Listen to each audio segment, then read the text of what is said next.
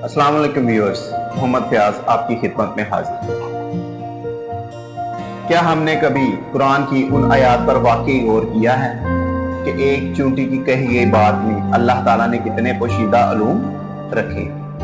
सूरह नमल की सिर्फ एक आयत पर तहकीक ने साइंस के दरवाजे खोल दिए।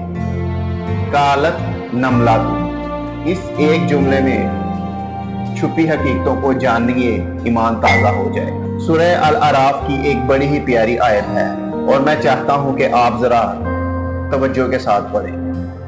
अब इसका मैं तर्जुमा पेश करता हूं कि क्या इन लोगों ने आसमान और ज़मीन के आलम में गौर नहीं किया और इन चीज़ों में जो अल्लाह ताला ने पैदा की है।